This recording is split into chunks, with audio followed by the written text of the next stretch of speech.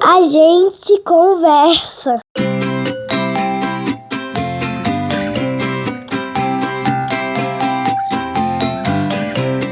Olá, bem-vindos ao A Gente Te Conta, quer dizer, bem-vindos ao A Gente Conversa. Vocês vão entender a mudança disso. Eu sou o Thiago Leite, estou aqui no Sítio Escola Gerânio, hoje com um episódio extra, um episódio especial, um episódio bônus, que não é o A Gente Te Conta que a gente está acostumado, né? A gente vai ter uma conversa. E hoje a gente vai falar sobre paternidade. Então a Isa não está aqui comigo, mas estamos aqui com 3 pais de alunos do Sítio Escola Gerânio, comigo 4, e a gente vai bater um papo legal aqui sobre paternidade. O que vai acontecer? Não faço a menor ideia, mas estou animado. A gente te conta! Antes da gente começar, sempre tem esse antes aqui, siga a gente lá no Spotify, né? A gente tem muitos ouvintes e poucos seguidores, então você que ainda não colocou lá para seguir, vai lá, coloca para seguir. Se você gostou, escuta a gente. Se você não gostou, escuta do mesmo jeito. Se você gostou, manda para alguém que você acha que também o conteúdo vai ser legal. Se você não gostou, manda também, tá? A gente precisa disso, ajuda muito. A gente está em várias plataformas, então não está só no Spotify. Tá lá na Apple Podcast também, no Deezer, no Amazon Music, no YouTube Music também. Não tem desculpa, dá para você escutar a gente em qualquer lugar. Siga a gente, comente, vai ser muito bom. A gente te conta! Então é isso, vamos começar. Olá, eu sou Marcelo, sou pai do Caetano, tá na turma Mirim aqui na escola do Sítio Gerânio. Estou muito animado aí para esse bate-papo, já agradeci o convite e a oportunidade aí de conversar sobre esse tema aí que muito nos interessa, né? Somos todos pais e nessa caminhada que eu acho que é, né, a paternidade. A gente vai se descobrindo, se descobre como pai e vai experienciando essa maravilha que está presente na vida aí dos nossos pequenos. Fala galera, sou Osvaldo, sou pai do Vicente, da turma Jataí, e é uma oportunidade incrível poder conversar aqui sobre paternidade com outros pais, nessa escola que acolhe tão bem as famílias, de como elas são. E para mim, paternidade foi o que mudou minha vida, é o que me deu propósito, é o que me salvou, é o que trouxe luz para mim. Então, para mim ser pai é ter a oportunidade de viver melhor, de viver mais, mesmo tendo uma relação não convencional com meu filho, por conta da minha profissão, que me faz viajar demais, mas voltar para ele, toda vez eu sinto que é uma troca, é uma cura, é um porto seguro, e eu espero poder dar para ele o que ele dá para mim também. Boa. Bom dia, pessoal. Meu nome é Victor Luigi, eu sou pai da Maitê, tá aqui na turma Mirim também, no Sítio Escola Gerânio. E é isso, vamos bater esse papo aqui porque é importante nessas rodas de conversa, os pais com os homens conversarem, né? Os homens às vezes só conversam sobre as coisas, né, externas à nossa vida, esporte, a política, né, e a gente às vezes fala pouco do que é paternidade, do que está acontecendo às vezes dentro, né, das nossas vidas, do nosso lar. E eu acho muito bom ter essa roda de conversa aqui e a gente poder partilhar um pouco. Muito bom. É isso. Deixa eu me apresentar também, afinal de contas, né? Eu sou o Thiago, sou pai do Theo, que é da turma Mandaçaia. Então a gente, legal aqui, a gente tem representante das 3 turmas. Tem o Caetano e a Maitê da Mirim. Caetano tá quantos anos? Tá com 3. 3 anos do Caetano. Maitê com quantos? Maitê com 3 anos, indo para 4 agora em novembro. Indo para 4. O Vicente já é da turma Jataí, então ele já tá com 6 anos. 6 para 7, né? Isso mesmo, vai fazer 7 em outubro. Então ele já está no primeiro ano do ensino fundamental. É importante lembrar que a turma Jataí é o primeiro ano do ensino fundamental, é a turma da alfabetização, né? Tá aí. E o Theo, com 5 anos, que vai para a turma do Jataí ano que vem, ele está na Mandaçaia, que é a turma das crianças de 4 e 5 anos. Então a gente tem representantes das mais diversas idades aqui, né? Isso é bem legal. E é isso, a gente vai bater um papo, não tem nada programado, não tem regra nenhuma, né? A gente vai conversar sobre as coisas que a gente quer conversar. E o Oswaldo estava falando da questão que você trabalha com o que, Oswaldo? Porque você disse que viaja muito, né? Faz aí seu jabá também, né? Vai que... Isso, eu trabalho numa profissão pouco conhecida, eu sou geólogo e eu trabalho com pesquisa mineral. Então, assim, essencialmente eu sou o cachorro que eles soltam no mato para achar minério. E isso vai no Brasil inteiro, assim, de norte a sul. Então, tem algumas campanhas de pesquisa que eu fico 20 dias longe do Vicente. Em alguns momentos já cheguei a ficar 50 dias longe dele. E hoje, por sorte, a gente tem a tecnologia, eu consigo ficar fazendo videochamada com ele, né? Mas ainda assim, é muito tempo longe. E apesar de eu ser completamente apaixonado pela minha profissão, eu também sou apaixonado pela paternidade. Então, assim, é uma constante escolha e tentativa de achar o equilíbrio dessas duas coisas. Aliás, ontem o Oswaldo trouxe uma pedra, eu tô chamando de pedra para um geólogo, isso deve doer, né? Pode ser algo muito precioso que eu tô chamando de pedra, mas enfim, uma pedra azul que as crianças ficaram ensandecidas. Aí perguntaram, Vicente, o que é isso? Aí ele falou, é uma não sei o que it. Eu falei, olha, o menino já tá indo pelo caminho do pai. E faz muito sucesso, assim. Daqui a pouco a gente podia marcar alguma coisa, hein? Pra você falar com as crianças sobre essa profissão, muito legal. Eu tô juntando amostras esse ano para poder fazer uma exposição de uma litoteca para elas. Eu acho que aqui no Sítio Escola, já achou um lugar, ó. Pronto, a gente faz a exposição aqui. Mas é legal isso, porque você falou isso, que encontrar com o Vicente te cura, e eu tava vendo alguns vídeos, algumas coisas, até para ter munição aqui, né? Com pessoas tão gabaritadas, a gente precisa se preparar. Aí eu me deparei com um vídeo de um homem, né? Não fica claro que ele é um pai no vídeo, mas de um homem, e ele fazendo tipo um agachamento com os braços abertos, sabe? Agachamento mesmo de academia. Aí ele faz e aparece uma contagem regressiva, não sei quantos meses, não sei quantas semanas, não sei quantos dias, não sei quantas horas, aí e em vários lugares, plataforma de petróleo, o cara não sei aonde, parece que ele é meio do exército, alguma coisa nesse sentido, e ele fazendo esse agachamento e você não entende muito bem. E aí quando é uma contagem de 6 meses, aí quando chega no dia 0, que falta 0 dias, só algumas horas, é ele no aeroporto, e aí quando ele vê, vem os 2 filhos dele e ele faz o agachamento para receber um abraço. E aí eu achei muito interessante que é isso, né? A gente, eu, graças a Deus, eu fico o tempo inteiro com as crianças. Um dia desse o Theo me falou que fica mais tempo comigo do que com qualquer outra pessoa. E aí eu tenho isso, né? Esse privilégio de estar com o Theo. E só o fato de quando eu trabalho, que eu trabalho 10 horas fora, né? Que é o meu plantão de 10 horas. Quando eu volto, esse abraço do Theo já é, e da Clara, né? Porque eu também sou pai da Clara, mas ela é um bebezinho ainda, né? Já é sensacional. Eu imagino para você ficar meses, dias, semanas sem ver o Vicente e encontrar, né? Como que é isso? Como é que você lida com essa questão de... caramba, é o que eu mais... Você falou, eu amo a minha profissão, mas amo ser pai. E essas duas coisas, nesse momento da sua vida, elas são quase que incompatíveis. Como é que é isso? Acho que primeiro tem a questão de entender as escolhas, né? De entender por que eu sou quem eu sou e estou onde eu estou. Então, acho que nesse sentido a terapia tem um papel fundamental para eu poder entender que quando eu estou longe do Vicente, eu preciso estar presente no meu trabalho e poder fazer o que eu escolhi fazer. Assim como quando eu estou aqui, eu estou com ele, e aí eu vou escolher estar com ele ativamente para não ficar também pensando em trabalho, né? Então, acho que essa questão da presença é muito fundamental para trazer um pouco de paz. Não é fácil, estou falando aqui, mas é uma meditação ativa, é todo dia refletindo sobre isso. E dentro da minha profissão a gente também tem um regime de escala, né? Então, assim, quando eu estou 20 dias longe, depois eu consigo ficar aqui 10 dias em casa com ele, participando, sem me preocupar tanto com o trabalho assim. Claro que ainda tem uma ligação aqui, uma reunião ali, mas eu consigo estar muito presente com ele quando eu estou aqui.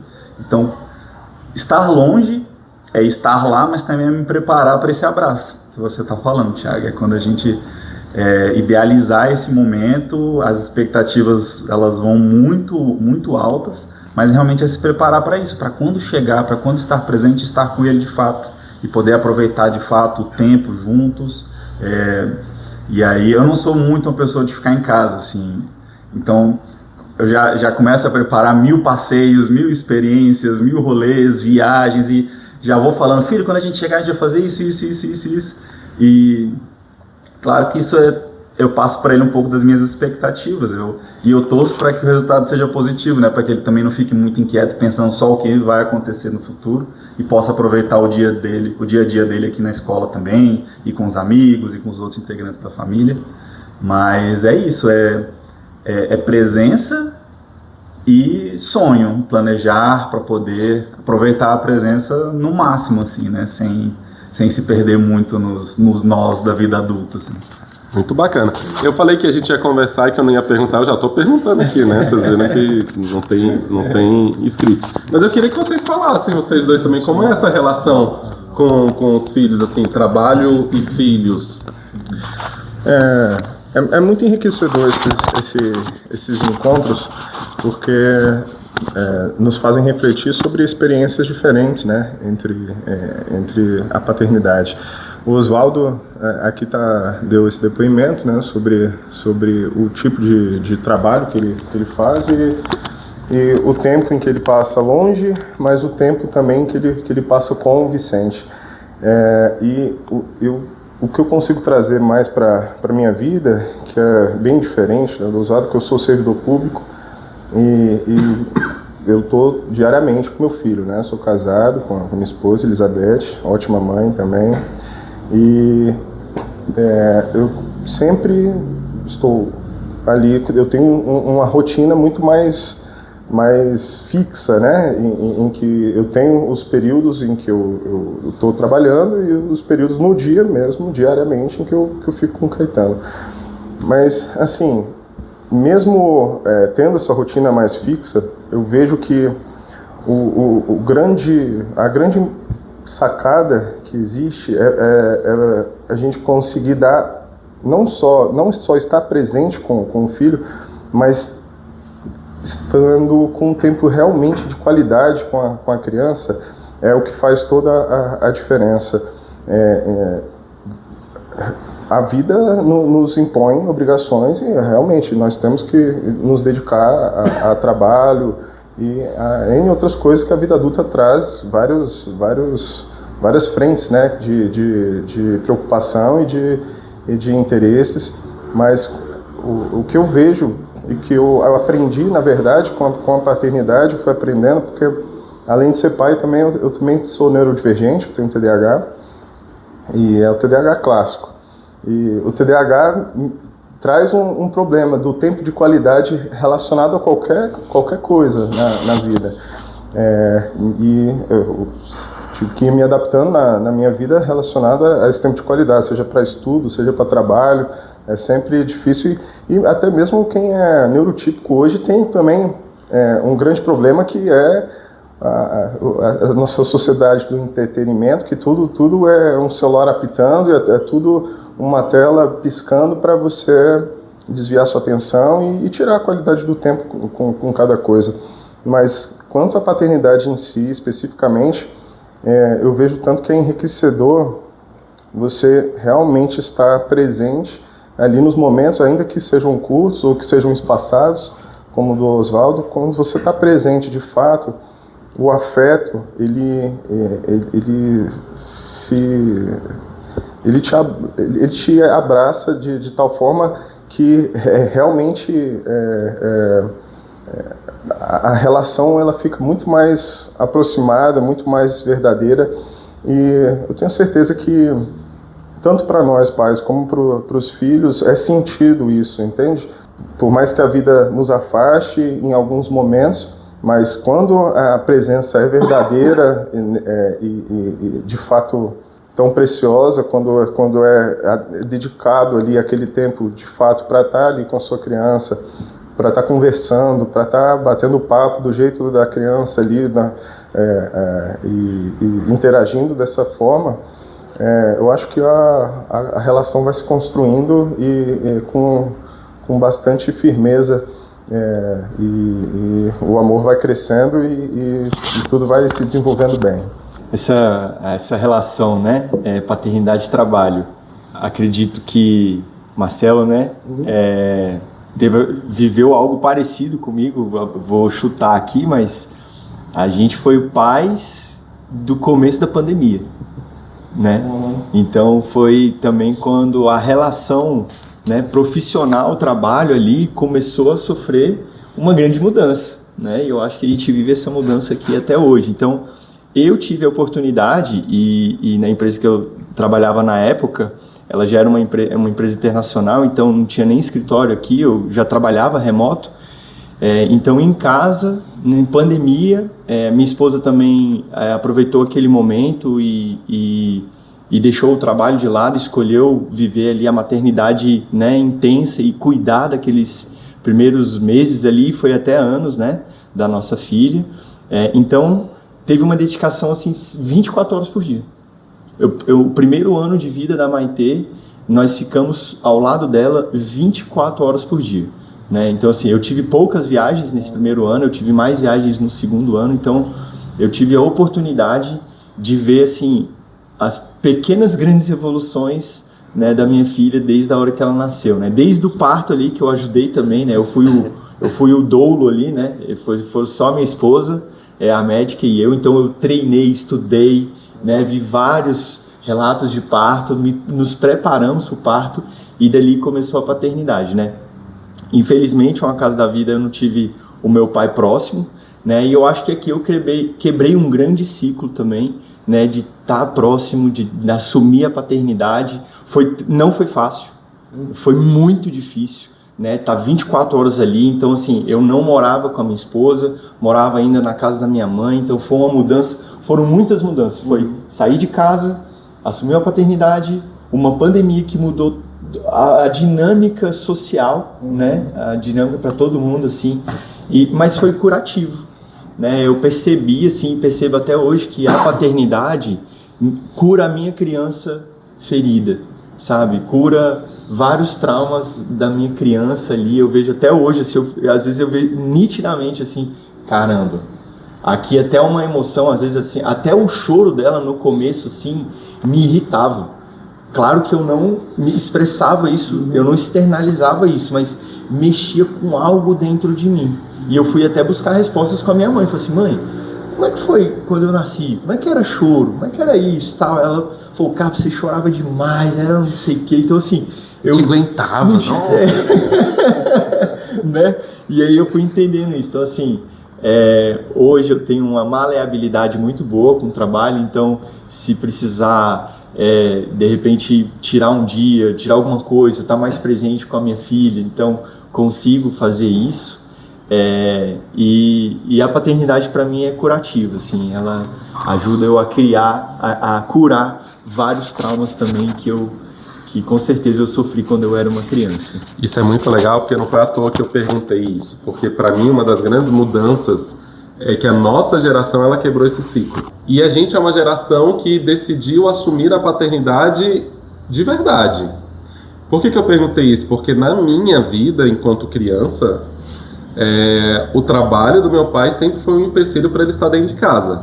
E normalmente o tempo que eu tinha com ele não era de qualidade. Então, assim, meu pai morreu quando eu tinha 13 anos. Eu tenho poucas lembranças com meu pai. As melhores são eu jogando Master System. Olha, gente, entreguei a idade, né? Eu jogando Master System, jogando Alex Kidd, me lembro até hoje. Jogando Alex Kidd e meu pai deitado no sofá, cansado, porque tinha trabalhado, não sei o que. Ele ficava assim, vai, pula, não, você morreu. E eu virava pra ele e falava, você quer jogar, pai? Você tá achando tão fácil, você quer jogar? Que é muito fácil você falar que eu tenho que pular de A pra B. O desafio é justamente esse, eu já enxerguei que eu tenho que pular, só tem um caminho. Acabou, eu tenho que ir pra lá. Só que eu não tinha esse tempo. As minhas lembranças com meu pai são de eu ir fazer programas que eram programas do meu pai e que ele me levava porque, enfim, ele ia passar um tempo comigo. Diferente do que o Oswaldo está dizendo. Eu planejo o meu tempo com meu filho. Eu planejo coisas que sejam interessantes. Meu pai me levava para jogar bola. Eu sou péssimo jogador de futebol.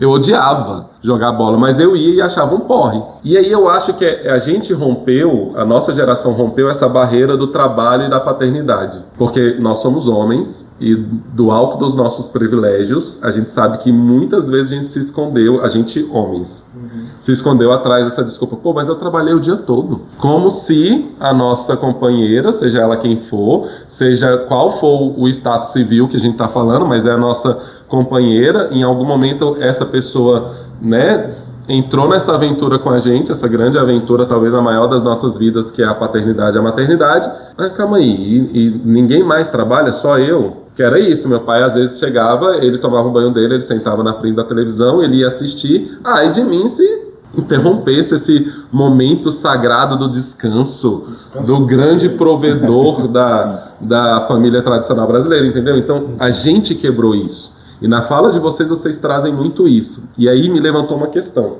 Eu não sei como foi pra vocês, mas eu vou contar pra vocês quando eu percebi que eu era pai. Porque não foi quando a Luana me falou que estava grávida. Nisso a gente... Porque elas mudam o corpo, cara. Muda a partir do momento que a Luana estava grávida, ela mudou da água pro vinho. E não tô falando só de enjoo, não, mas as reações... Tudo fica muito mais intenso, né? Ela sente, ela tá sentindo aquela criança crescer dentro dela. O que a gente sente? Até quando você escuta o coração e não sei o que, é muito abstrato pra mim foi. Não posso dizer que se pra vocês foi. O parto do Theo foi cesárea, não deu pra ser normal. Era pra ser normal, não deu, mas foi tudo bem, graças a Deus. O Theo tá aí tocando terror. Tá ótimo. Mas quando o Theo nasceu na cesárea, o Theo nasceu com muito resto de parto. E aí a médica, né, a neonatologista, levou ele, saiu correndo com ele para aspirar. Eu adoro médico, gente. Médico é um ser muito iluminado, porque eles dão os comandos que eles pensam assim, eu tô sendo massa. E pra gente meu Deus do céu. Que a mulher cata meu filho e fala assim, pai, tá tudo bem, sai correndo com ele. E eu falei, daqui a Luana não levanta. Né? Ela tá ali bonitona, lá tá de boa, eu fui atrás do meu filho. E ele chorava de gritar, assim. Porque, imagina, é um aspirador de pó no nariz da criança tirando o resto de pá. Depois ele chorou, né? E aí eu cheguei assim na porta e a médica falou, pode entrar, pai, tá tudo certo. Como eu te falei, tá tudo certo. Aí meu coração deu aquela acalmada e eu chamei por ele. Eu falei, ô Theo, papai tá aqui. Gente, eu não tô mentindo, a Luana é prova, quer dizer, a Luana não viu, mas a médica é prova disso, eu posso passar o número dela pra vocês. O Theo calou a boca. Ele calou a boca e tentou abrir os olhos e ficou, tipo, caçando. Aí a médica falou, ô papai, ele reconheceu sua voz, pode chegar aqui pra perto. E aí ele começou a chorar de novo, eu chamei ele de novo e ele parou. E aí ela embrulhou ele, colocou ele nos meus braços e falou, agora eu vou ver outra criança e sua mulher está sendo cuidada. E aí eu fiquei com aquele pedaço de gente, né, sei lá, 27 centímetros no meu colo, e aí eu não podia parar de falar, porque eu parava e ele começava a querer chorar, eu falava, papai tá aqui, tá tudo bem, e ele ficava procurando e se aconchegando. Naquele momento caiu a minha ficha. Alguma coisa mudou, e tudo isso que ela teve 9 meses de sensações e de experiências, parece que veio como uma pancada em cima de mim e eu falei, caraca, não importa o que aconteça, eu vou estar do lado dessa pessoa para sempre. Isso é muito incrível, porque não é planejado, eu não tenho noção de quando isso aconteceu ou mudou, é só uma simples decisão. E essa pancada veio e eu tento ser pro Theo. Não vou dizer, a gente sempre tenta ser o melhor, né? Não quer dizer que a gente vai ser o super pai, não sei o quê, mas a gente sempre tenta ser o melhor. E nesse momento, eu decidi que eu estaria ali pro Theo. E aí, voltando nesse tema que a gente falou de contato, né? De presença de verdade, que eu falho muito, tá? Quantas vezes eu não tô com o Theo e tô no celular, respondendo alguma coisa, e não sei o quê, e tenho que me policiar para deixar isso de lado. Mas esse momento foi um momento, e eu não sei se os nossos pais tiveram esses momentos. Que até bem pouco tempo atrás o pai nem podia entrar. É verdade. Entende? Porque a gente precisa, enquanto homens, desse choque da participação do parto, desses momentos porque pra gente é abstrato. E a gente cresceu numa sociedade que ensinou pra gente que a gente tá ali para ser servido, né? Que a mulher ter filhos é uma obrigação da mulher, como se a gente não... Sabe? Então, isso pra mim é muito delicado, mas nesse momento eu me descobri pai. Então, mudou pra mim essa relação aí. Eu não sei se isso aconteceu com você, o Vitor participou do parto, eu no parto da Clara, que foi normal, eu só fui o encosto da cadeira. Porque a Luana tava no banquinho, né? E o banquinho não tem nada, aquelas bolas, aqueles banquinhos, aí eu sentava atrás do banquinho, ela sentava e encostava em mim. Então foi um ótimo encosto de cadeira, mas foi ótimo, porque eu participei do nascimento dos dois. E aí, me prolongando, o da Clara, a Lu precisou de cuidados, né? Porque foi um parto normal, ela teve que fazer lá uma pequena intervençãozinha e pequena assim, né? Teve lá uma intervenção, e aí a gente tava numa casa de parto, e ela foi pro hospital, e quem ficou com a Clara fui eu. As 2 vezes você ficou. As 2 vezes eu fiquei, só que da Clara eu fiquei 1 hora até a Luana terminar o que ela tinha que fazer no hospital, e a gente saiu da casa de parto e foi. E a Clara não chorou um momento pedindo mamar. Ela ficou no meu colo, do mesmo jeitinho, e foi uma sensação nova, porque era outro ser. A Clara não nasceu, ela estreou. Ela veio tipo, cheguei. E ela ali no meu colo, assim, tipo, atenta, sabe? Muito novinha, é impressionante como eles já nascem muito atentos. E eu acho que por conta da minha voz ser um pouco meio, eu brinco com eles que é uma voz meio de besouro, ficou muito assim, e eu fiquei ali com ela. Então essas 2 experiências foram as experiências mais malucas que eu já tive na vida. Eu só tô partilhando aqui, vocês partilharam, eu também falei que eu vou partilhar. Eu acho que isso que você fala da inserção do homem no processo do parto, né? Isso é uma quebra de paradigma enorme mesmo. É um rompimento geracional que a gente está vivendo, que a gente está vivendo ativamente, né? A gente está escolhendo fazer isso. Porque se o cara quiser, ele tem a opção de sair fora, né? Ele não participa disso. A gente está aqui na capital, então tem uma diversidade cultural grande, mas você vai para o interior ainda é muito separado homem e mulher na hora do parto, na hora do hospital. E para mim, o momento que eu percebi que ia ser pai, eu vou dar aqui a minha visão das coisas, mas quem não sabe, né, eu sou pai do Vicente e a mãe do Vicente é a Daniela, e eu não vou querer de maneira nenhuma tirar o quão forte ela foi no processo do parto e tentar reduzir isso, assim, porque ela foi incrível. Ela é uma mãe incrível, uma professora incrível, e eu tive a oportunidade de acompanhar do lado dela isso.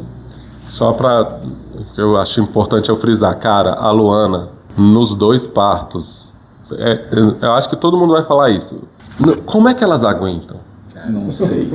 Caraca, velho, a Luana no parto das crianças me fez olhar para ela de um outro jeito. Aqui eu também, né, colocando aqui a mesma fala do Oswaldo, eu contei a minha visão de como ser pai e eu não tenho como falar sobre... Mas a Luana, e quem conhece a Luana, ela é pequenininha, né? Caraca, que mulherão, velho. Porque aguentar aquele rojão não é fácil, não é pra qualquer um. E é impressionante. Então, Lu, se você estiver ouvindo, aliás, tem que estar ouvindo, hein? Se não estiver ouvindo, DR em casa. Amo você, você foi sensacional, você é sensacional e foi um parto massa, os 2. Exatamente, endosso isso aí, tudo que o Thiago tá falando. Mulheres, vocês são incríveis, sério, são incríveis.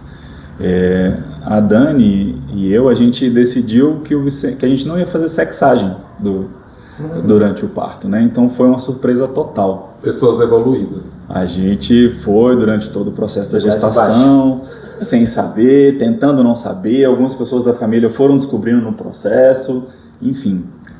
Não, calma aí. Como é que foi? Que é isso? Bola de cristal, vidente, investigação. Teve avô que não aguentou, entrou lá e perguntou pra médica, enfim. Informações foram vazadas, mas a mim não chegou. E pra mim, assim, eu vou fazer a ponte com isso já já. Eu sei que o parto foi natural e existia a ideia de ser em casa, né? Então teve a contratação de uma doula, teve os preparativos, que eu participei junto lá com a Dani. Mas eu não sei se vocês lembram, em 2017 teve um racionamento de água terrível em Brasília. Então no dia do parto, no dia que veio, que foi uma virada de lua, assim, não tinha água, então não dava para encher piscininha, não dava para fazer nada disso. E a doula saiu acho que de Alto Paraíso, e ela não chegou a tempo. Então foi um caos, assim. Eventualmente fomos para o hospital, Maternidade de Brasília, um ótimo hospital, inclusive. Porém, estava tudo lotado, foi uma virada de lua, tinham vários partos rolando ao mesmo tempo. Foi uma virada de lua crescente para lua cheia, assim, foi, acho que, enfim, o hospital estava o caos.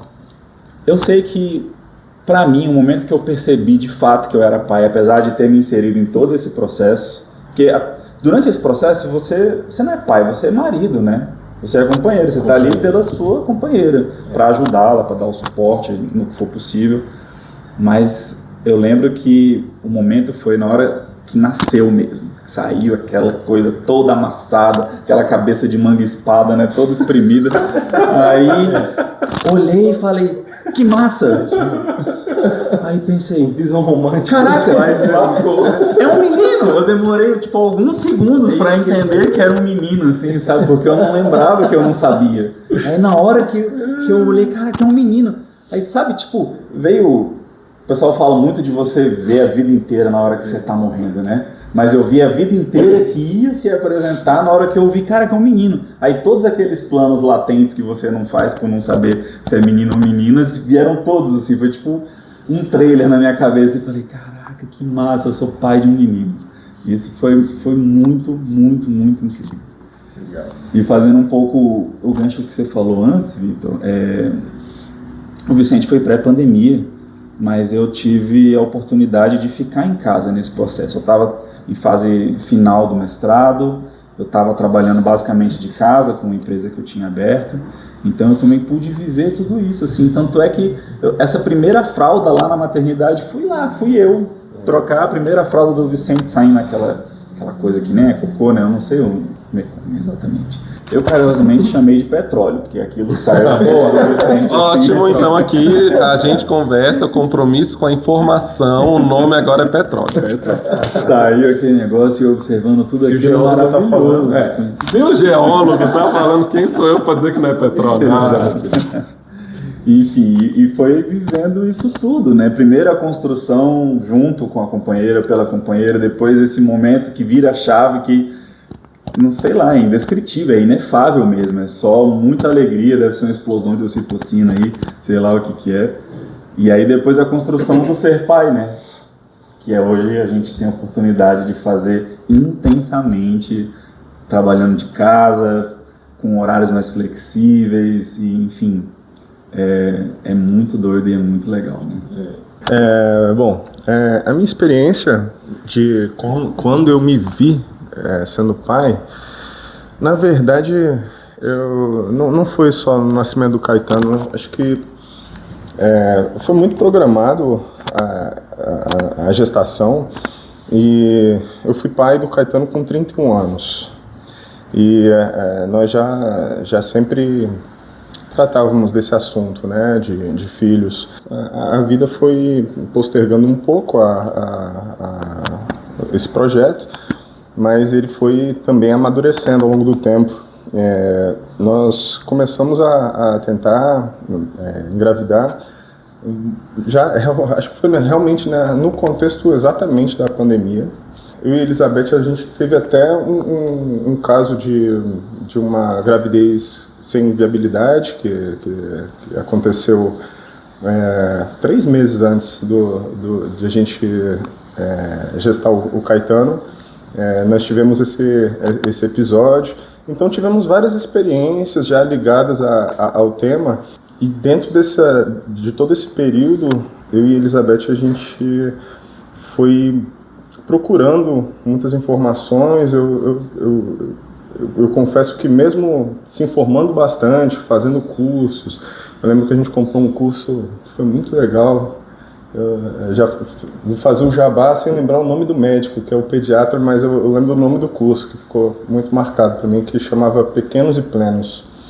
Eu fui me desenvolvendo como pai já nesse período, sabe? Antes mesmo da concepção. Eu achei interessante o relato do Thiago e dos outros pais que aqui estão presentes também, mas do Thiago me chamou a atenção quando ele falou que ele... ali na ocasião do parto, em que ele foi encosto da esposa. Mas eu diria assim... O encosto ficou... O encosto ficou... Tá bom, vou aceitar. Pois essa foi a expressão que você usou. Mas assim... Não é ouvindo... Ficou estranho, então. Na hora que eu falei, ressignificado. Mas não foi um apoio.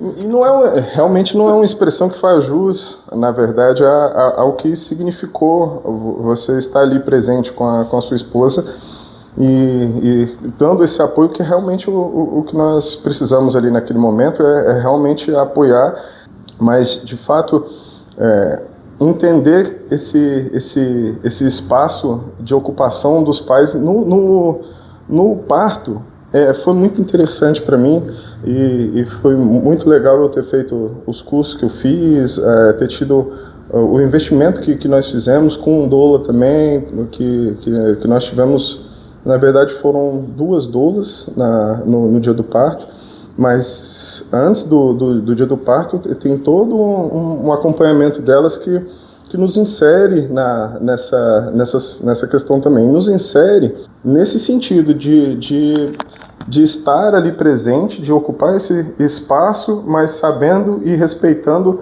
o espaço da mulher e da criança, que obviamente tem espaço para os dois, é isso que eu quero dizer, entende? Sim. Não é uma disputa de protagonismo, é simplesmente que exige, eu me senti inserido com o meu espaço e foi muito gratificante para mim estar presente e experienciar eu digo, realmente, elas são heroínas no dia do parto. Eu brinco inclusive com a minha esposa que eu tô com a minha esposa há mais de 15 anos já, né? Entre namoro e casamento, morando juntos, e eu nunca tinha visto algumas expressões faciais mesmo que existiram no dia do parto, foram a primeira vez que eu tinha visto a minha esposa, que, enfim, a gente realmente enxerga a esposa de uma maneira diferente depois que a gente experiencia e está ali do lado delas nesse dia tão importante. E eu sei que na sociedade machista, eu entendi o tanto que, apesar de ser um espaço em que o homem não estava presente, existia muita coisa que acontecia e da forma que acontecia para o homem, é como se fosse para o homem aquilo ali. Por exemplo, posições de parto que eram extremamente antinaturais, que aconteciam para poder dar um ângulo melhor para um pai assistir o filho ou a filha nascendo, entende? Então, não era uma forma mesmo adequada de participar. Se fosse para participar dessa maneira, era melhor mesmo que o homem não participasse desse dia tão importante. Então, é nesse sentido que eu digo que foi interessante, eu fiquei imaginando isso, porque o ângulo que você assistiu o parto foi o ângulo de alguém que está dando o apoio necessário. Sim. Então, você ficou atrás da sua esposa, que bom que você estava ali, estava dando o apoio necessário para que o dia fosse maravilhoso e que fosse a melhor forma e a forma mais adequada e mais, enfim, mais respeitosa possível. É isso mesmo, assim, quando eu falei que eu fui apoio, melhor apoio do que o encosto, né, que ficou meio esquisito. Mas quando eu falo isso é porque, para mim, a gente tem essa função no parto, nós homens, e o protagonismo é delas porque efetivamente está acontecendo com elas e tudo mais, e é um momento especial para a gente também, porque elas estão vendo a criança vir ao mundo. A gente está tendo a oportunidade de ver o nosso filho vindo ao mundo e de ver as nossas esposas e companheiras se transformando de mulheres para mães. E mãe é o ser mais especial que existe na face da Terra, gente. A mãe dos nossos filhos, elas são capazes de coisas que a gente não imaginava antes delas serem mães. Essas expressões, essas reações. Então a gente enxerga 2 seres humanos nascendo. Né? O nosso filho nascendo e a nossa companheira esposa renascendo enquanto mãe, e isso muda a nossa perspectiva de mundo. Existem algumas expressões que, por exemplo, expressões do tipo mãe é mãe. São expressões que realmente são antigas, né? E que acho que fazem todo sentido. Mãe é mãe, de fato, mas eu acho que também faz sentido a expressão pai é pai começar a entrar mais em vigor. E aí, assim, o Vitor vai falar e tudo mais, pode falar o que você quiser, Vitor, mas é interessante nessa linha, Marcelo, que eu também estava vendo um vídeo de uma pessoa que fala sobre essa educação respeitosa, essa criação com apego que a gente faz com os nossos filhos. e tudo mais, e ela mostrava um vídeo que era assim, a mãe participando da vida da criança. Aí os comentários são, é mãe, isso é mãe. Aí quando o pai fazia a mesma coisa, nossa, que pai participativo, que pai generoso, olha, ele tá ajudando, sabe? Como é cruel isso também com elas, porque não, né, minimiza o que elas são e dá uma engrandecida quando a gente faz aquilo que é a nossa obrigação. Exatamente. É o nosso papel. Sabe, a gente é engrandecido por fazer o nosso papel. Né? Só que isso também tem um efeito ruim na gente, porque quantas vezes a gente também não é visto até pelos nossos amigos, nossa, mas você fica lá fazendo isso, porque isso não é sua função, isso não... Então, é uma luta nossa também, enquanto pais, de que eu, pelo menos, sou desse jeito. Eu quero ser como o Marcelo falou agora, eu sou pai. Nem menos, nem mais. Eu sei que a gente vai cortar você de novo aqui, Vitor. Daqui a pouco você fala como foi que você sentiu pai, mas é só porque eu preciso fazer um adendo aqui nesse tópico que surgiu, que para mim é muito significativo. Não sei qual é a relação de vocês com a mãe dos filhos de vocês, eu imagino que vocês estejam juntos, sim. Mas eu e a Dani nós somos separados, né? E a gente já está separado há uns bons anos. E eu quero falar sobre essa questão, assim, esse superlativismo com relação ao pai, de engrandecer as coisas pequenas, não, que paizão e tal, e eu sei que isso existe. Realmente, até a gente coloca muitas mães numa posição delas perguntarem, pô, mas e eu? Tô fazendo coisa pra caramba aqui, ninguém vai falar assim de mim. Eu concordo que isso existe, mas eu preciso dizer que eu, como um pai que viaja, que é separado, eu acredito que esse tipo de comentário ele é muito superficial. Isso, pra mim, na minha experiência, isso não mostra o que a sociedade espera do homem que quer ser pai. Eu acho que tem muitas pessoas que não estão prontas para ver um cara escolher ser pai e priorizar ser pai. Por exemplo, as mulheres que estão dispostas a namorar um cara que é pai de outra mulher. Eu acho que muitas delas não estão prontas para ver esse cara ser pai. Existe uma expectativa de que, tá bom, ele largou, ele vai sair fora e vai construir uma família aqui comigo e tal. E acho que existe isso, questão do trabalho também. O Alid, se você estiver escutando isso, meu chefe, eu demorei muito tempo para encontrar um cara que me apoia em ser pai. E ele entender mesmo, Oswaldo, você precisa sair, não pode ir lá, o Vicente é prioridade. Meu chefe fala isso para mim. Boa. Mas eu acho que no geral isso não acontece. Então, ao mesmo tempo que fala, o cara levou o filho dele no zoológico, pô, é um paizão. Mas na hora que ele fala, essa semana eu vou ter que ficar com meu filho aqui porque ele tá com febre. Você encontrar uma pessoa que vai entender isso e vai, apoiar de verdade isso, seja no campo profissional, seja no campo conjugal, ou até mesmo de amizades, assim, não é comum, não é fácil. Eu acho que a sociedade pode até enaltecer as pequenas coisas, mas na hora de apoiar o cara pai de verdade, o terreno não é tão fértil assim, não. Boa, Oswaldo.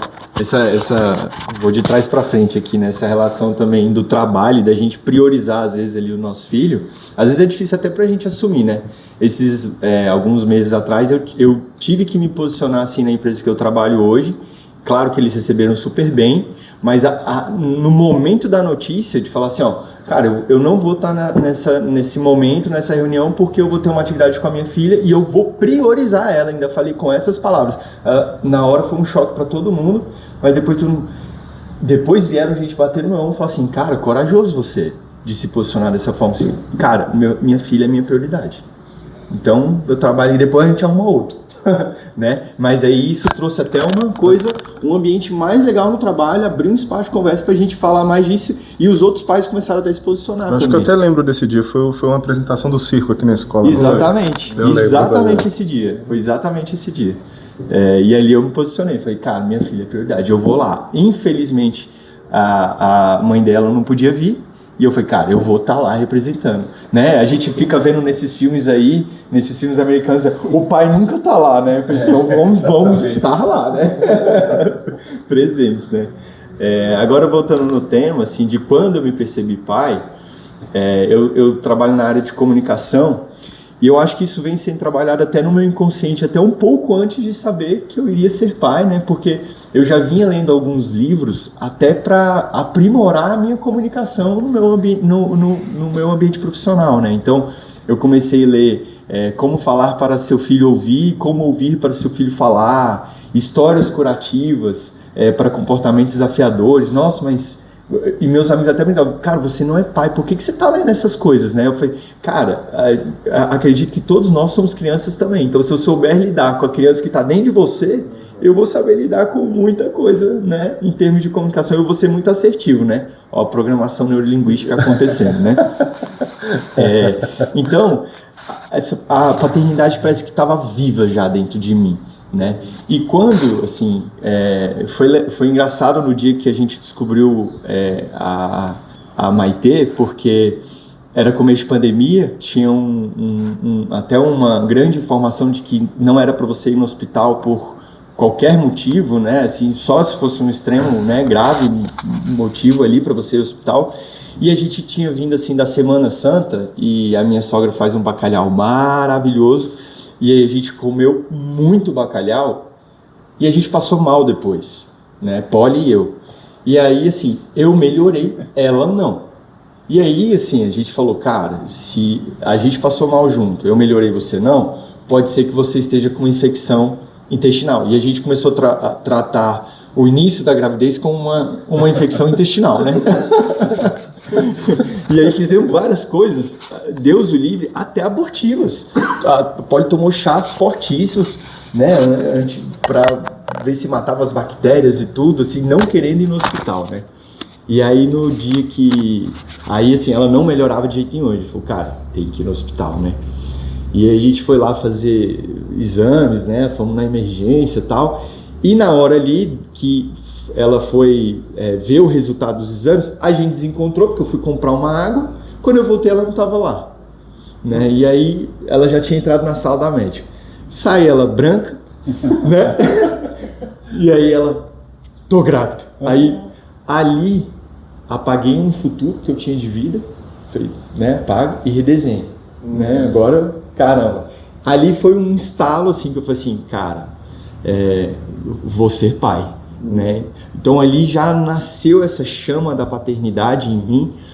Inclusive, né, a gente comentou aqui, ali minha esposa parou de beber, bebida alcoólica, mudou toda a dieta dela e eu acompanhei ela. E não só pelo companheirismo, mas ali eu já estava cuidando da minha filha. Então eu falei assim, cara, abandonei a cervejinha, vou mudar minha dieta, vou entrar na mesma vibe da minha companheira, né? Não só por ela, mas pela minha filha que estava vindo. E todos os dias eu conversei com ela, todos os dias, e fiz sons muito parecidos assim, e já esperando quando ela nascesse, eu falei assim, vou fazer exatamente isso igual assim, para ela ter ali o total reconhecimento. Acho que nem precisava, né? Só a voz ali de todo dia. Eu não sei, eu contava a história de Star Wars pro Theo na barriga, tá? Às vezes funcionou, não sei, mas é verdade. Né? Então, assim, eu me senti pai em todos os momentos, assim. É claro que quando nasce e você pega aquele bebezinho no colo, cara, a magia acontece pra gente, né? Porque então a magia tá acontecendo muito ali dentro da mulher, né? Fisiologicamente falando, né? Hormonalmente falando. Engraçado hormonalmente falando, porque uma coisa que fez até eu tratá-la diferente, né? Melhor ainda, durante a gravidez, foi que na primeira consulta com a obstetra, ela falou assim, ó, pai, eu tenho um grande recado para você. Imagina um campo de futebol. Aí ele, de um lado tem 1000 mulheres. Aí e do outro lado só tem a sua. Hormonalmente falando, ela tá sofrendo uma sobrecarga hormonal equivalente a 1000 mulheres. Eu falei, tô lascado. Então, ali um grande desafio. Mas é isso, assim, me percebi pai, acho que em vários momentos, assim. A gente te conta! Eu tenho uma ideia. Eu acho que vale perguntar assim, qual o recado que a gente deixaria para pais, ou até os pais para os nossos pais, ou para os outros pais, ou para pais que escolheram não ser pais. Porque tem gente que escolhe não ser pai e abandona isso. E talvez isso é uma fuga dos próprios traumas, das coisas que essa pessoa precisa curar ali, né? Não sei, é uma ideia. Eu não tenho tanto espaço de fala relacionado a essas, né, essas ressignificações que você consegue fazer com o filho, porque na verdade eu tive o privilégio de ter o meu pai muito presente, né? Legal. Meu pai e minha mãe são casados até hoje, e meu pai e minha mãe são professores aqui do GDF, né? E aí eles sempre dividiram muito bem as suas atribuições. Eu me lembro que são 4 crianças, né? Um desafio, mas eles sempre faziam questão, eu me lembro, de dividir o trabalho.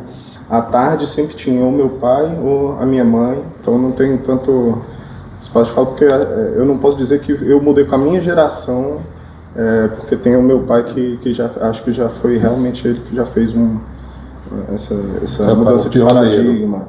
Para minha família ele já eu não tive eu não fui o desbravador, não. Eu seria injusto com ele se eu dissesse que eu fui, né? Então é isso. Eu não sei, agora, eu acho importante falar sobre isso com a experiência que você teve, por exemplo, né? Quando eu não sei como é que foi a situação, né? De uma ausência do seu pai, mas acho interessante também talvez conversar um pouco sobre essas expectativas que nós colocamos também nas crianças, porque um apego excessivo também, como se fosse pensando em filhos para curar ou filhos para qualquer tipo de função na sua vida, pode também ser um caminho que não pode deslanchar para coisas que não são tão legais também, porque eu sempre fico mantrando isso para mim, de que o filho eu estou fazendo e a minha função primordial é de fazê-lo independente e de apoiar as escolhas dele. Então, por exemplo, eu adoraria que meu filho ficasse comigo a vida inteira, na mesma cidade e tudo, mas pode ser que a vida o leve para outro país com 18 anos e é isso, entendeu? Então, eu não vejo o Caetano como alguém para completar a minha vida e contendo essa função de estar aqui fazendo tudo para mim e eu tudo para ele, porque eu sei que é isso. Tem uma expressão de que filho é para o mundo, né? E obviamente a minha função é deixá-lo caminhar, estando ali sempre apoiando, né? Isso que você está falando é muito legal, e não sei se vocês escutaram. Pode dizer se não escutaram, tá? Depois a gente briga com vocês em off, não no podcast, mas vocês escutaram o episódio sobre autonomia? Não. Convido vocês a escutarem. Boa. Porque nesse episódio sobre autonomia, que é um dos pilares da escola, em algum momento, eu acho que é até a Dani que responde isso, porque a gente estava falando que a diferença de independência e dependência e autonomia, como é que funciona isso? Porque eu dei um exemplo, né, de que o Theo até hoje, com 5 anos, ele chama a gente para ficar com ele à noite se ele acorda de madrugada. Aí a Dani deu uma resposta que foi o seguinte: se teu filho consegue fazer algo sozinho, mas eventualmente ele te chama, ele quer contato, ele quer carinho, ele quer aconchego, tá tudo bem. O problema é quando ele não consegue fazer sozinho. Aí ele se tornou dependente e a gente não tá fazendo isso de criá-lo pro amanhã, né? De criá-lo para andar com as próprias pernas. Então, acho que nesse sentido, até do que o Oswaldo falou, da cura, que é abraçar o Vicente, é muito mais isso. O Vicente, ele pode viver sem o Oswaldo? Tá conseguindo. Agora não. Agora não. Mas Tomara que não, mas entende? o projeto é esse. O projeto é esse, mas mesmo enquanto o Vicente, o Theo, vou falar do Theo, quando o Theo tiver 40 anos, eu nem vou falar com quantos eu vou estar quando o Theo tiver com 40 anos, mas ele consegue viver a vida dele sozinho, mas se ele precisar, é o que você tem com seu pai. Quando você precisa, seu pai ainda está lá, ainda está presente. Então, é isso, você tem essa autonomia, tem essa independência, só que não precisa ser separado desse carinho, desse colo, que nos foi privado, e nós, enquanto sociedade, assim, tipo, não, agora a gente tem que seguir, mas ter para onde voltar e ter essa referência de onde viemos, ela é essencial para que a gente se torne seres humanos melhores e mais preparados para viver os nossos desafios de vida sozinho. Vocês conhecem Khalil Gibran? É um pensador, né? E tem um livro chamado O Profeta. E isso tudo que a gente está conversando aqui... Eu lembrava do livro, mas do nome dele... Não. A gente está conversando, me veio aqui imediatamente esse capítulo sobre os filhos. Posso ler? Vai, por favor, gente, música agora, editor sou eu, mas música de leitura, vai. Quem não conhece o livro é sobre a chegada de um profeta numa cidade e ele começa a compartilhar os conhecimentos dele, então tem vários capítulos sobre vários temas. Então vamos lá. Depois, uma mulher que trazia uma criança ao colo disse: "Fala-nos sobre os filhos." E ele respondeu: "Os vossos filhos não são vossos filhos. São os filhos e as filhas da vida, que anseia por si mesma. Eles vêm através de vós, mas não de vós. E embora estejam convosco, não vos pertencem. Podeis dar-lhes o vosso amor, mas não os vossos pensamentos, pois eles têm os seus próprios. Podeis abrigar os seus corpos, mas não as suas almas, pois as suas almas vivem na casa do amanhã, que vós não podereis visitar nem em sonhos. Podereis tentar ser como eles, mas não tenteis torná-los como vós. Pois a vida não anda para trás e nem se detém no ontem. Vós sois os arcos de onde os vossos filhos, quais flechas vivas, serão lançados. E o arqueiro vê o sinal no caminho do infinito, e ele, com o seu poder, faz com que suas flechas partam rápidas e cheguem longe. Que a vossa inflexão na mão do arqueiro seja para a alegria, pois assim como ele ama a flecha que voa, também ama um arco que se mantém instável. Eu acho super válido escutar a experiência, a sua, Victor. a experiência do Vitor, porque é realmente a realidade de muitos, assim, a minha realidade, e justamente digo que não tenho tanto espaço de falar nessa questão, mas a realidade de muitos brasileiros é essa, é de ser órfão de pai vivo e de sequer ter o nome, às vezes, do pai na certidão de nascimento. Então, é um tema muito interessante e importante de ser explanado aí. Legal. Acho que, assim, eu não sei o quanto outros podem partilhar disso, né, mas eu não curo nenhuma... nenhum trauma do meu pai, né, da ausência do meu pai com a minha filha, assim, eu acho que uma coisa não tem nada a ver com a outra. Felizmente, todos os traumas que eu tive com o meu pai, e eu tive vários, né, eu acho que eu vivi uma juventude, uma adolescência, um início da fase adulta muito traumatizado, né, inclusive você até tocou no ponto, meu pai veio me registrar, eu tinha 22 anos, através de um processo, né? Se não foi através de conseguir entender ele, perdoá-lo, né? Entender essa relação, ressignificar. Eu amo meu pai, adoro ele. Infelizmente não é um pai e nem um avô presente, né? O meu padrasto, ele consegue ser muito mais presente nas nossas vidas do que o meu pai mesmo, mas o meu pai é uma pessoa extremamente amável, né? Ele tem lá os traumas dele também que ele precisa resolver e que eu também não tenho nada a ver com aqueles traumas, né? Mas eu tenho essa relação assim muito separada, e minha filha eu cuido dessa forma como você falou, assim, eu preparo ela para o mundo. Inclusive hoje os nossos filhos, eu acho que estão tendo uma oportunidade que a gente não teve tão jovem, eu não lembro de passear tão jovem com a escola, né? E a minha mulher falou, vamos pôr um rastreador nela, você tem um monte de rastreador. Eu falei, calma lá, o que tá te motivando? Que medo é esse? Ela, meu Deus, tornozeleira infantil, porque não. Só para contextualizar, hoje a gente tá gravando aqui, mas as crianças foram fazer um passeio para Concha Acústica aqui no Distrito Federal para ver a orquestra e tudo mais, e a gente tá aqui, é por isso dessa história.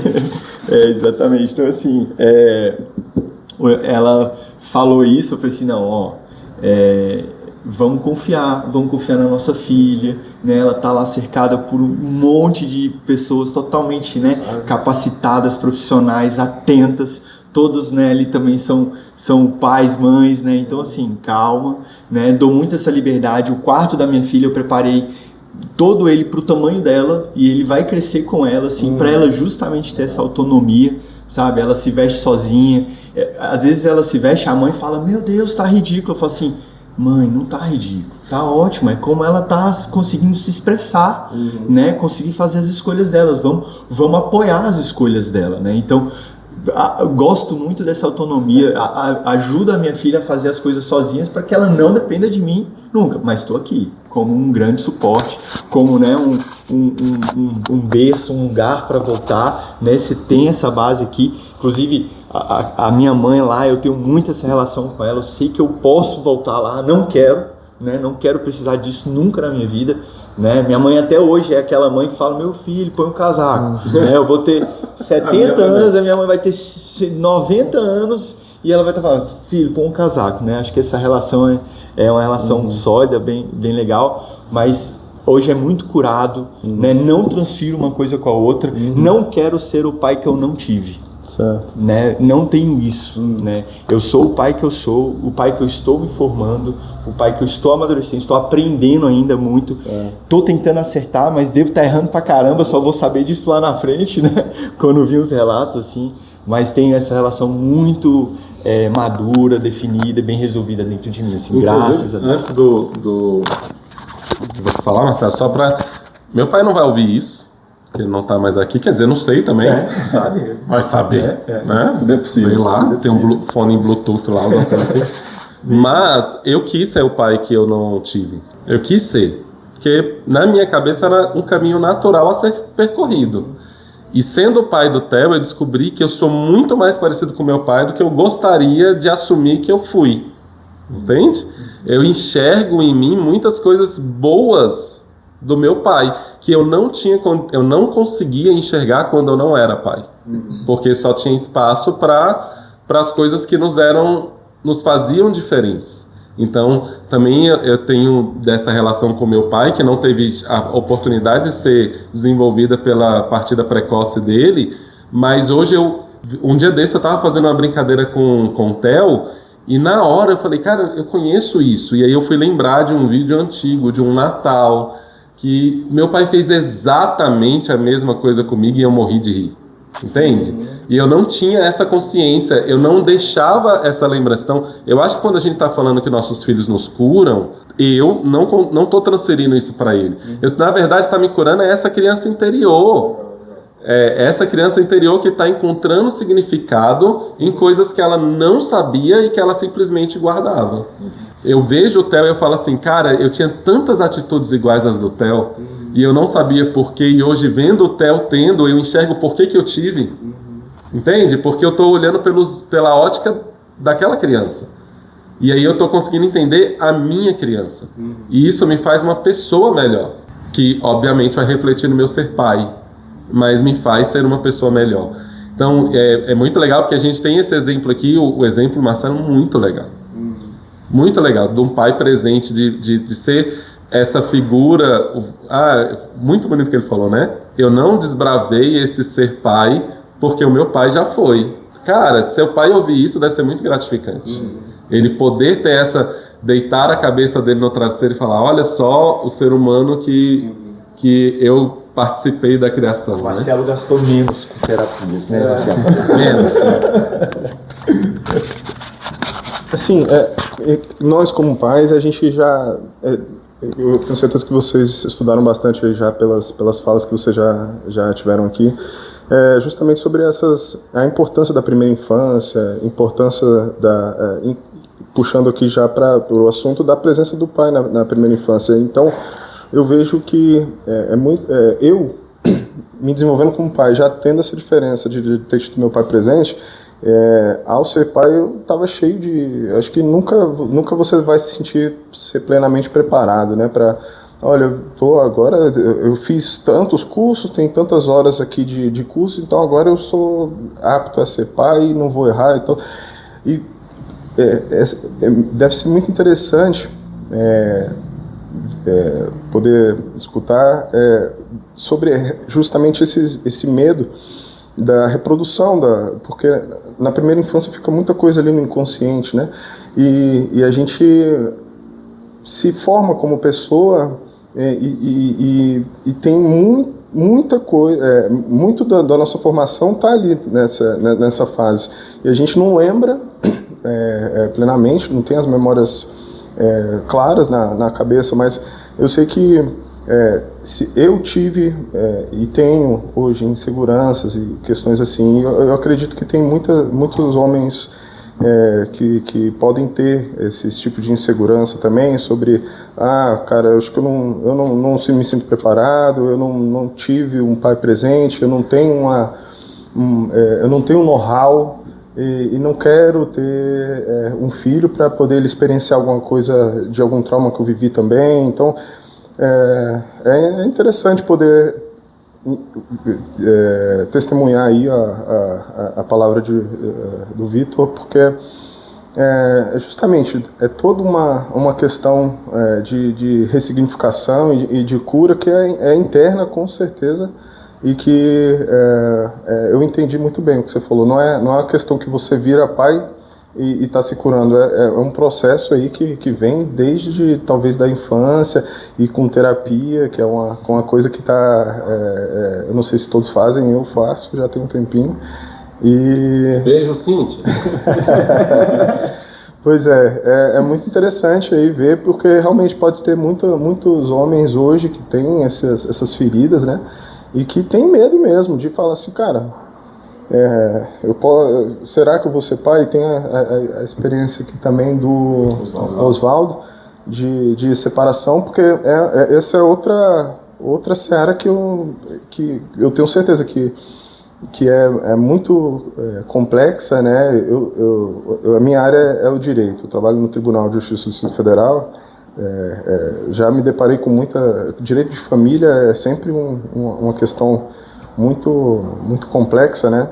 E a gente vê que existem esses problemas e esses desafios que o pai pode pensar assim, cara, eu tenho um filho e depois eu não dou certo com a mulher e aí, de repente, eu viro um pai que nem o meu, que não estava presente. São várias coisas que acho que são interessantes aí na experiência de vocês, de trazer isso, de talvez acalmar e dizer, olha, você pode sim ser pai e pode sim acontecer uma separação, mas você tem um espaço a ser preenchido como pai que você vai continuar sendo, coisa do tipo. Acho que é interessante para outros homens escutarem essa experiência de vocês sendo esses pais bons e presentes que vocês são. A gente te conta!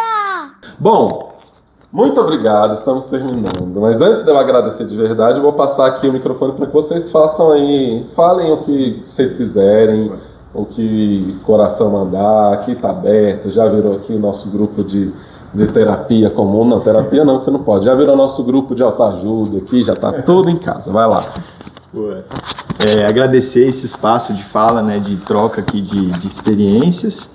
E assim, eu vou deixar um recado, assim, cara, nada é fácil nessa vida. Ser pai não é fácil, né? A gente tem que estar sempre evoluindo, a gente está aqui para um propósito muito evolutivo, né? Então, assim, cara, tem que ter tempo de qualidade, né? Deixa o celular de lado, essas renúncias. Eu tenho certeza que todas essas renúncias que a gente faz, que às vezes, né, é difícil sair de uma vida egoísta para uma vida de plena doação.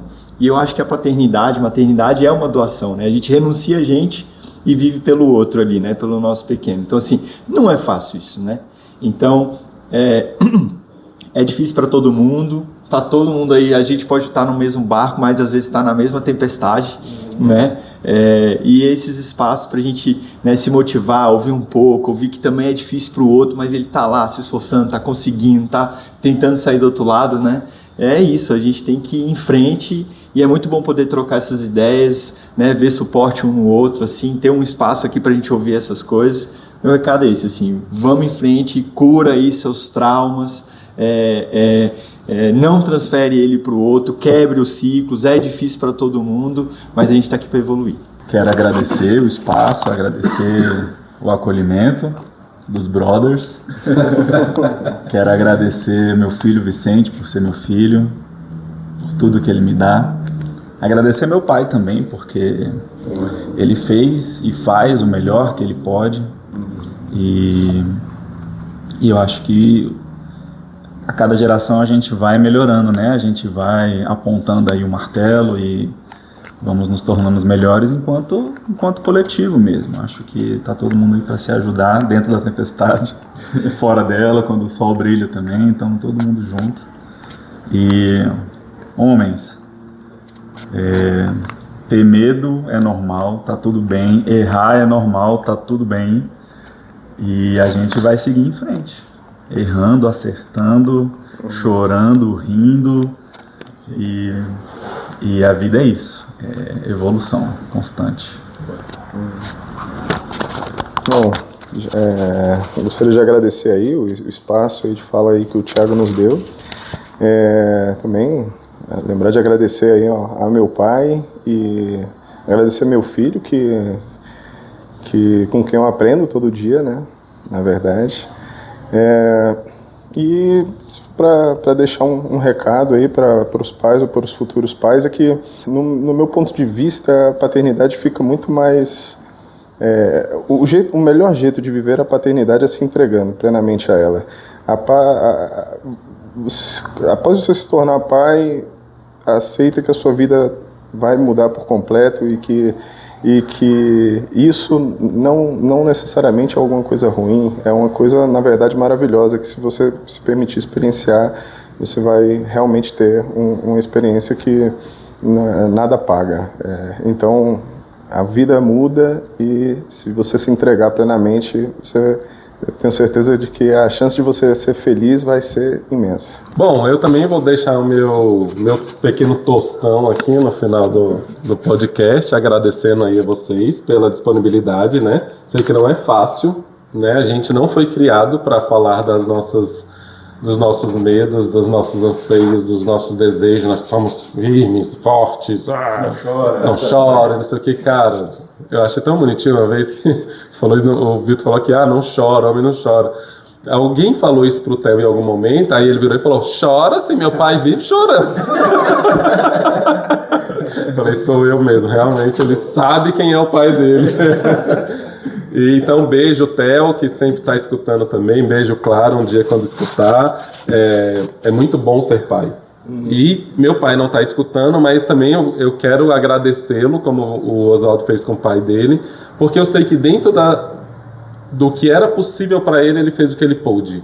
Era uma outra geração, né? Então, assim, nossos pais que passaram por isso. Então, pai, onde você estiver, muito obrigado por tudo. Eu acho que é isso, não tem mais nada o que falar. Sim. Não, né? Só encerrar, muito obrigado. Quem sabe a gente não grava um outro episódio do A Gente Conversa só com pais. Quem sabe não vai ter mais pais. Sim. Então, se você também está ouvindo isso, é pai aqui do Sítio Escola Gerânio, chega junto, chega mais. Que aqui a gente sempre está aí, só para se apoiar, para estar caminhando juntos, porque nessa vida a gente nunca está sozinho, apesar de que a sociedade quer nos empurrar isso, nós nunca estamos sozinhos, né? Então, muito obrigado pela disponibilidade e até a próxima.